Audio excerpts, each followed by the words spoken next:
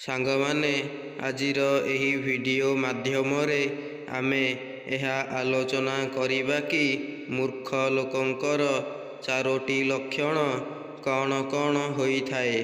ତା ପୂର୍ବରୁ ମୁଁ ଆପଣଙ୍କୁ ବାସ୍ ଗୋଟିଏ କଥା କହିବି ଯେ ମୁଁ ହେଉଛି ସମ୍ବିତ।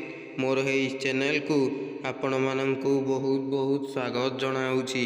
ତ ସାଙ୍ଗମାନେ, ଚ୍ୟାନେଲଟିକୁ ସବସ୍କ୍ରାଇବ୍ କରି ରଖିଥାନ୍ତୁ, ଯାହାଫଳରେ ମୁଁ ଭିଡ଼ିଓ ଆଣିବା ଫଳରେ ଆପଣଙ୍କ ପାଖରେ ସର୍ବପ୍ରଥମେ ପହଞ୍ଚି ପାରିବ। ଆଉ ଭିଡ଼ିଓଟି ଆପଣଙ୍କୁ ଯଦି ଭଲ ଲାଗିଲା ତେବେ ନିହାତି ଭାବରେ ଭିଡ଼ିଓଟିକୁ ସେୟାର କରିବାକୁ ଲାଗିବେ, ଯାହାଫଳରେ ସେହି ଗୋଟିଏ ସେୟାର ପାଇଁ ଆପଣ ମୋ ପ୍ରତି ଏକ ଭଲ ପାଇବା ସୃଷ୍ଟି ହୋଇଥାଏ।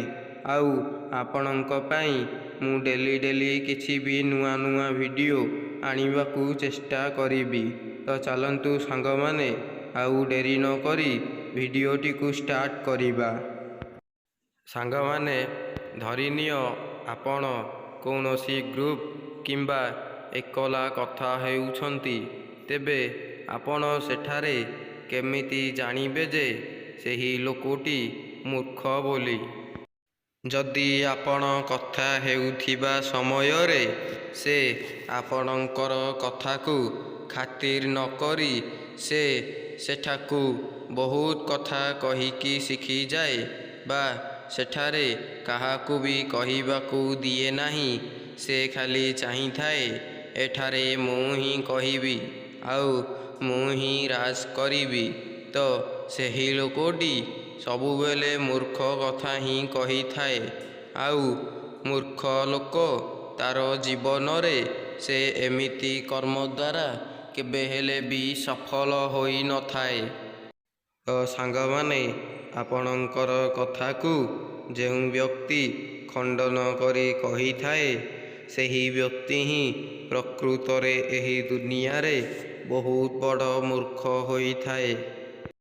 ମୂର୍ଖ ଲୋକମାନେ କେବେ ହେଲେ ବି କଥା ଶୁଣିବା ପାଇଁ ପ୍ରସ୍ତୁତ ନଥାନ୍ତି, ବରଂ ସେମାନେ ସେହି କଥାକୁ କେବେ ହେଲେ ବି ଶୁଣିବାକୁ ବି ଚାହିଁ ନଥାନ୍ତି, ଯାହାଫଳରେ ସେହି କଥା ଭିତରେ ଥିବା କିଛି ବି ଅମୂଲ୍ୟ କଥା ତାଙ୍କ ହୃଦୟରୁ ବାହାରି ଯାଇଥାଏ, ଯାହାଫଳରେ ସେ ଜୀବନରେ ଅଧିକ ଦୁଃଖ କଷ୍ଟ ଭୋଗ କରିଥାଏ। ତ ସାଙ୍ଗମାନେ, ଏହି କଥାଟି ସର୍ବଦା ମନେ ରଖନ୍ତୁ। ମୂର୍ଖ ବ୍ୟକ୍ତି ତାର ଜୀବନ କାଳରେ ସେ କେବେ ବି କାହା କଥା ଶୁଣି ନଥାଏ। ଆରେ ଭାଇ, ଶୁଣିଲେ ହିଁ ତ ଜାଣିବା ସେହି କଥାରେ ଥିବାର ଭ୍ୟାଲ୍ୟୁ କେତେ, ଆଉ ସେହି କଥା ଆମ ପାଇଁ କେତେ ଇମ୍ପୋର୍ଟାଣ୍ଟ। ନ ଶୁଣିଲେ ଆମେ କେମିତି ଜାଣିପାରିବା? ତ ସାଙ୍ଗମାନେ, କିଛି ଗୋଟେ କହୁଥିବା ବ୍ୟକ୍ତି ତାର କଥାକୁ ମନ ଧ୍ୟାନ ଦେଇ ଶୁଣନ୍ତୁ, ଯାହାଫଳରେ ଆପଣଙ୍କର ଭବିଷ୍ୟତ ସେହି କଥାରେ ମଧ୍ୟ ଉଜ୍ଜଳ ହେବାକୁ ଲାଗିପାରେ। ତେଣୁ ସେହିପରି କଥାକୁ କେବେ ହେଲେ ବି ଅଣଦେଖା କରିବା ଉଚିତ ନୁହେଁ। ଆଉ ଯେଉଁ ବ୍ୟକ୍ତି ତାକୁ ଅଣଦେଖା କରିଥାଏ ନା, ସେ ତା ଜୀବନରେ କେବେ ବି ସଫଳତା ପାଇପାରି ନଥାଏ। ଗୋଟିଏ ମୂର୍ଖ ଲୋକ କହୁଥିବା କଥାକୁ ଯେତେବେଳେ ଆମେ ମନଧ୍ୟାନ ଦେଇ ଶୁଣିଥାଉ, ଆଉ ଆମେ ଯେତେବେଳେ କହିବାକୁ ଲାଗିଥାଉ, ସେତେବେଳେ ସେହି ମୂର୍ଖ ଲୋକଟି କହିଥାଏ କି ତୁ ଆଉ ମୋତେ ଏହି ଗପ ଶୁଣାଅନା, ଯାହାଫଳରେ ଆମେ ଅନେକ ଦୁଃଖର ଅନୁଭବ କରିଥାଉ। କାରଣ ସେ ତ କହିବା ବେଳେ ଆମେ ଶୁଣୁଥିଲୁ, ଏବେ ଆମେ କହିବା ବେଳେ ସେ ଶୁଣୁନାହିଁ। ତ ସାଙ୍ଗମାନେ, ଏଥିରୁ ହିଁ ଜଣାପଡ଼ୁଛି କି କିଏ ମୂର୍ଖ ଆଉ କିଏ ଚାଲାକ ଅଟେ। ତ ସାଙ୍ଗମାନେ, ମୁଁ ଗୋଟିଏ ଉଦାହରଣ ସ୍ୱରୂପ କହୁଛି, ମନ ଧ୍ୟାନ ଦେଇ ଶୁଣନ୍ତୁ। ତ ଧରିନିଅନ୍ତୁ ଆପଣଙ୍କର ଆଉ ମୋ ଭିତରେ କମ୍ପ୍ରମାଇଜ୍ ଚାଲିଛି ବା କଥାବାର୍ତ୍ତା ଚାଲିଛି, ଏବଂ ଆପଣ କହୁଛନ୍ତି ମୁଁ ସେହି କଥାକୁ ଶୁଣୁଅଛି।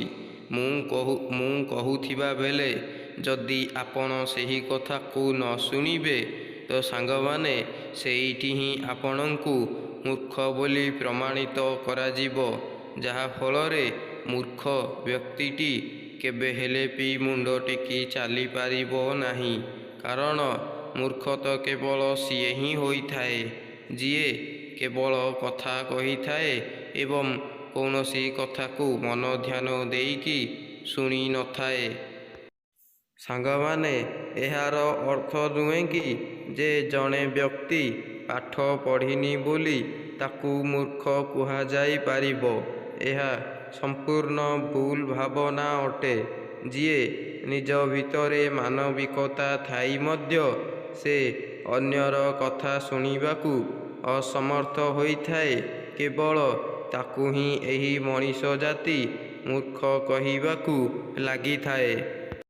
ଆଉ ମୂର୍ଖ ବ୍ୟକ୍ତିଙ୍କର କେବେ ବି ବୁଝିବା ଶକ୍ତି ଅସମର୍ଥ ହୋଇଥାଏ, ଯାହାଫଳରେ ସେମାନେ କୌଣସି କଥା ମଧ୍ୟ ବୁଝିବାକୁ ଚେଷ୍ଟା କରନ୍ତି ନାହିଁ। ଯଦି ଗୋଟିଏ ବ୍ୟକ୍ତି ପାଖରେ ପଇସା ଥାଇକି ସେ ସବୁବେଳେ ଘମଣ୍ଡ କରିଥାଏ ବା ଗର୍ବ କରିଥାଏ ଯେ ମୋ ପାଖରେ ଏତେ ସାରା ପଇସା ଅଛି, ତେବେ ଜାଣିନିଅନ୍ତୁ ସେହି ଲୋକଟି ସର୍ବଦା ମୂର୍ଖ ହିଁ ହୋଇଥାଏ। କାହିଁକି ନା ତାର ଦେହ ଅସୁସ୍ଥ ଥିବାବେଳେ ସେ କିଛି ନ ବୁଝି ନ ସୁଝି ଗୋଟିଏ ଲୋକକୁ ଦେଖି ସେ ଭାବେ କି ମୁଁ ହେଲେ ବି ଏମିତି ପଇସା ଖର୍ଚ୍ଚ କରିଦିଅନ୍ତି କି ଲୋକେ ମୋ ଉପରେ ଖୁସି ହୋଇଯାଇଥାନ୍ତେ। ତ ପ୍ରକୃତରେ କହିବାକୁ ଗଲେ ଟଙ୍କାକୁ କେବେ ହେଲେ ବି ସେହି କାମରେ ଲଗାନ୍ତୁ ଯେଉଁ କାମରେ ଆପଣଙ୍କର କୌଣସି ନା କୌଣସି କାମରେ ମଧ୍ୟ ଆସିପାରିବ। ଟଙ୍କାକୁ ଏମିତି ଏକ କାମରେ ଲଗାନ୍ତୁ ନାହିଁ ଯାହାଫଳରେ ଆପଣ ଜୀବନରେ ବହୁତ ପସ୍ତେଇବାକୁ ଲାଗିବେ। ତେଣୁ ସାଙ୍ଗମାନେ, ସେହି ବ୍ୟକ୍ତିଟି ପ୍ରକୃତରେ ମୂର୍ଖ ହୋଇଥାଏ ଯେ ଟଙ୍କାକୁ ସେ ଏମିତି ଏପଟ ସେପଟ କରି ଖର୍ଚ୍ଚ କରିଦେଇଥାଏ। ତୃତୀୟରେ, ମୂର୍ଖ ବ୍ୟକ୍ତିମାନେ ନିଜକୁ ସବୁବେଳେ ବୁଦ୍ଧିମାନ ହିଁ ଭାବିଥାନ୍ତି, ଯାହାଦ୍ୱାରା ସେମାନେ ଠିକ୍ କାମକୁ ମଧ୍ୟ ଭୁଲ ବୋଲି ପ୍ରମାଣିତ କରିଦିଅନ୍ତି। ଏମାନେ ତ କୌଣସି କଥାକୁ ନନ୍‌ଷ୍ଟପ୍ କହିଦିଅନ୍ତି ଆଉ ଆମ କଥାକୁ କେବେ ମଧ୍ୟ ଶୁଣିବାକୁ ଚେଷ୍ଟା କରନ୍ତି ନାହିଁ। ସେମାନେ ମିଛକୁ ସତ କହିବା ଆଉ ସତକୁ ମିଛ କହିବା ସେମାନଙ୍କର ପ୍ରକୃତି ହିଁ ହୋଇଥାଏ। ଚତୁର୍ଥରେ, ବୁଦ୍ଧିମାନ ଲୋକ ସବୁବେଳେ ନିଜକୁ ନିଜଠୁ ଅଧିକ ଜ୍ଞାନୀ ବୋଲି ପ୍ରମାଣିତ କରିଥାଏ, ଯାହାଫଳରେ ସେ ତାର ଭବିଷ୍ୟତରେ କିଛି ବି ତିଷ୍ଠି ପାରିନଥାଏ। ଆରେ ଭାଇ, ଯଦି ତୁମେ ବୁଦ୍ଧିମାନ କିମ୍ବା ଚାଲାକ ହେଇଥିବ, ତେବେ ଆପଣ କେବେ ଲୋକମାନଙ୍କୁ କହିବେ କି ଯେ ମୁଁ ବୁଦ୍ଧିମାନ ଆଉ ଚାଲାକ ଲୋକ ବୋଲି? ଏକଥା କେବେ ବି କହିବାକୁ ସାହସ ମନେ କରନ୍ତୁ ନାହିଁ, ଯାହାଫଳରେ ଆପଣଙ୍କର ଇଜ୍ଜତ ତଳେ ପଡ଼ିବାକୁ ଲାଗିବ। କିନ୍ତୁ ମୂର୍ଖ ଲୋକମାନେ ଏହା କହିଦେଇଥାନ୍ତି।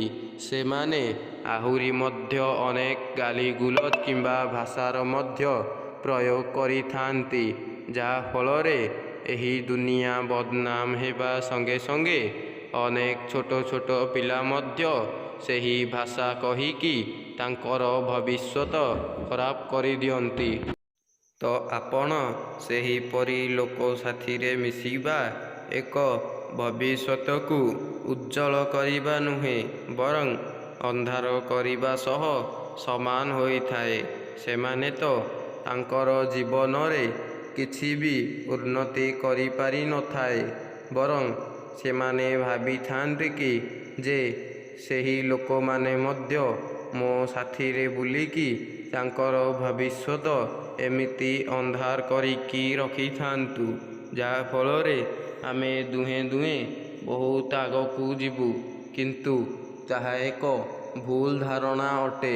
ବରଂ ଯଦି ଆମେ କାମ କରିବା କିମ୍ବା କୌଣସି କାର୍ଯ୍ୟରେ ଧୈର୍ଯ୍ୟ ଲଗାଇ ସେହି କାର୍ଯ୍ୟକୁ କରିବା, ତେବେ ଆମେ ହିଁ ସେହି କାର୍ଯ୍ୟରେ ଆଗକୁ ଯାଇପାରିବା କିମ୍ବା ସକ୍ସେସ୍ ମଧ୍ୟ ହୋଇପାରିବା। ଆଉ ଏହିପରି ମୂର୍ଖ ଲୋକମାନେ ଯିଏକି ସବୁବେଳେ କୁହନ୍ତି ମୁଁ ଘରେ ବସିକି ଖାଇବି, ଧନ ମୋ ପାଖକୁ ଆପେ ଆପେ ଆସିଯିବ, ସେହି ମୂର୍ଖ ଲୋକଙ୍କ ପାଇଁ ଆଜି ଏହି ଦୁନିଆ ବହୁତ ମାତ୍ରାରେ ବଦନାମ ହେବାରେ ଲାଗିଛି। ସେହି ମୂର୍ଖ ଲୋକମାନେ ହିଁ ଏହି ଦୁନିଆକୁ ବହୁତ ଘୃଣା କରିଥାନ୍ତି। ଆରେ ଭାଇ, ସେମାନେ କ'ଣ ଜାଣନ୍ତି ଏହି ଦୁନିଆର ମୂଲ୍ୟ କେତେ, ଆଉ ଏହି ଗୋଟିଏ ମଣିଷର ମୂଲ୍ୟ କେତେ? ଆଚ୍ଛା ଭାଇ, ମୋତେ ଗୋଟିଏ କଥା କହିଲେ, ଭଗବାନ ଏହି ଦୁନିଆକୁ ମନୁଷ୍ୟକୁ କାହିଁ ସୃଷ୍ଟି କଲେ? ବାଘ, ଭାଲୁ, ଛେଳି ଛୁଆ ଏମାନଙ୍କୁ ମଧ୍ୟ ସୃଷ୍ଟି କଲେ, କିନ୍ତୁ ମଣିଷ ଏକ ସର୍ବୋତ୍ତମ ପ୍ରାଣୀ ବୋଲି ସେମାନେ ଆମକୁ କାହିଁକି ସୃଷ୍ଟି କଲେ? ତ ଏହାର ଉତ୍ତରରେ ମୁଁ କହିବାକୁ ଚାହୁଁଛି ଯେ ମନୁଷ୍ୟ ଏକ ସାମାଜିକ ପ୍ରାଣୀ ଅଟେ। ତା'ର ବୁଦ୍ଧି ବଳ ଦ୍ୱାରା ସେ ସବୁ କିଛି ଜାଣିପାରେ। ଯେ ଏମିତି ମୂର୍ଖ ଲୋକ କେବେ ବି ଜାଣିପାରିନଥାଏ ଯେ ଗୋଟିଏ ଜୀବନର ମୂଲ୍ୟ କେତେ। ଜଣେ ଜ୍ଞାନୀ ଆଉ ବୁଦ୍ଧିମାନ ଲୋକ ହିଁ ଜାଣିପାରେ ଯେ ଗୋଟିଏ ଜୀବନର ମୂଲ୍ୟ ଆମଠୁ ବି ସବୁଠୁ ଅଧିକ ହୋଇଥାଏ।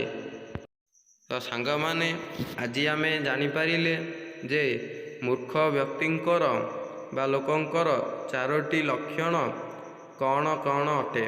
ତ ଚାଲନ୍ତୁ ଆଜିର ଭିଡ଼ିଓକୁ ଏଇଠି ରଖିବା, ପୁଣି ଦେଖା ହେବା ଆଉ ଗୋଟିଏ ଭିଡ଼ିଓରେ। ତ ସେତିକି ପର୍ଯ୍ୟନ୍ତ ରହୁଛି, ଧନ୍ୟବାଦ ଆପଣଙ୍କୁ। ତ ସାଙ୍ଗମାନେ, ମୁଁ ଶେଷରେ ଗୋଟିଏ କଥା କହିବି। ତ ସାଙ୍ଗମାନେ ଦେଖନ୍ତୁ, ମୁଁ ଆପଣଙ୍କ ପାଇଁ ଡେଲି କିଛି ବି ନୂଆ ଟପିକ୍ର ଭିଡ଼ିଓ ଆଣିବାକୁ ଚେଷ୍ଟା କରୁଛି। ଆପଣ ମୋତେ ସପୋର୍ଟ କରନ୍ତୁ, କାରଣ ଆପଣଙ୍କ ସେହି ଗୋଟିଏ ସପୋର୍ଟ ହିଁ ମୋତେ ଉଚ୍ଚକୁ ନେଇଯିବାକୁ ସାହାଯ୍ୟ କରିବ। ଆଉ ଭିଡ଼ିଓଟି ଯଦି ଆପଣଙ୍କୁ ଭଲ ଲାଗିଲା, ତେବେ କମେଣ୍ଟ ବକ୍ସରେ ନିଶ୍ଚିତ ଭାବରେ କମେଣ୍ଟ କରିବେ ଯେ ଭିଡ଼ିଓଟି ବହୁତ ଭଲ ଲାଗିଲା ବୋଲି।